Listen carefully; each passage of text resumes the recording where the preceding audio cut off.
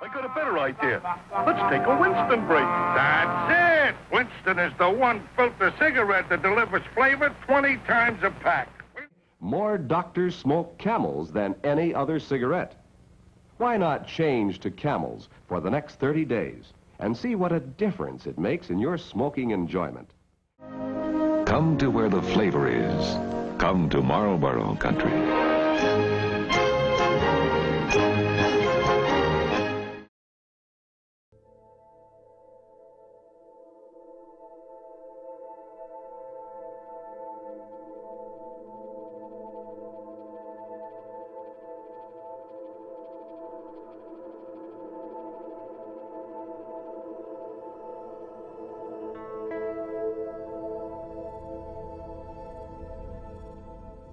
We assumed that our country was going to take care of us.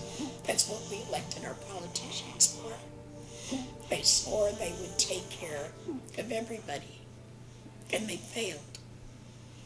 They failed the children of the United States so desperately, and it's still happening. Yes, we've cut down young adult smoking to less than 10%. But you know what, that's still 1,200 people a day dying from a preventable illness. This is insane. And what do you do? What do you do when you're sitting there with an oxygen mask and Grandma, how come you can't talk to me? Because I prefer to smoke. What do you tell your kids?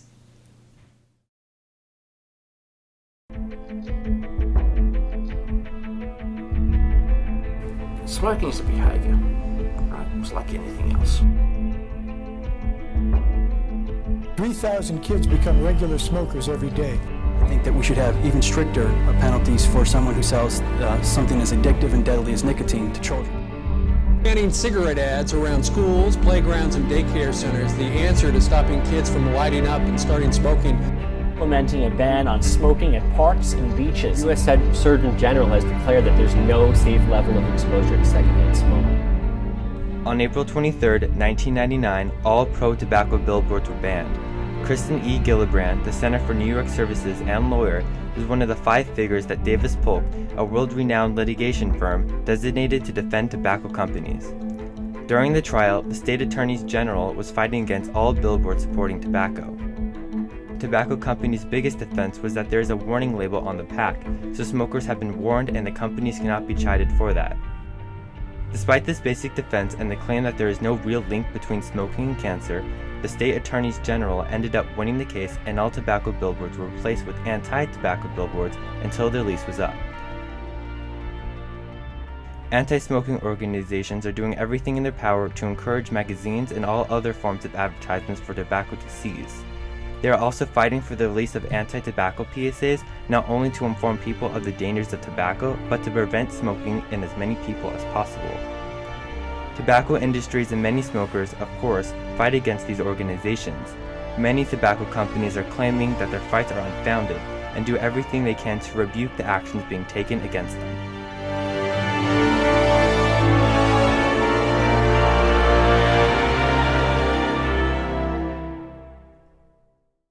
He definitely grew up wanting to be the American cowboy, and the American cowboy was the Marlboro Man, and that was when you're stressed and it was really cool to take a drag and you relax and the whole situation's under control then.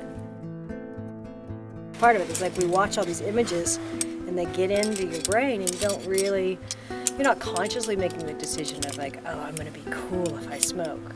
It's just this subconscious of like, hey, I want to try it. Oh, this feels good. I like this.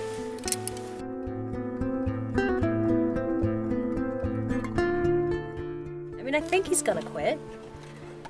I don't think I could be with him if I thought he wasn't gonna quit, because I cannot live my life with a smoker. It's just not, it's not something I want to have in my life.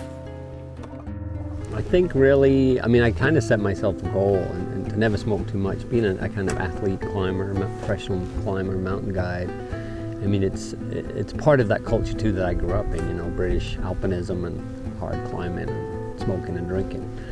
But it just gets harder as you get older. You know, I realize it. So I would say I was hoping to quit when I was 40. I kind of made a gig to, hey, my dad did it. I think when he was 40, I should just do that. But he's tougher than I am and has more self-control.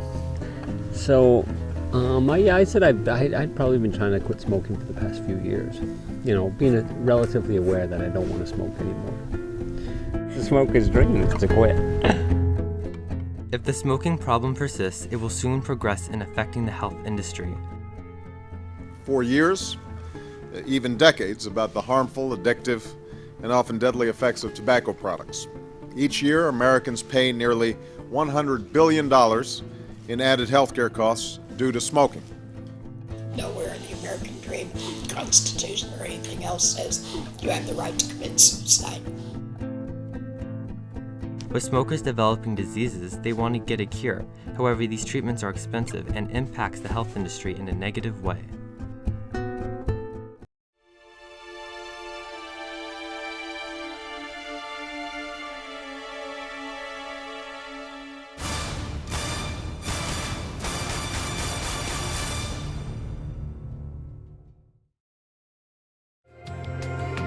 When you ask me who I am, what is my vision?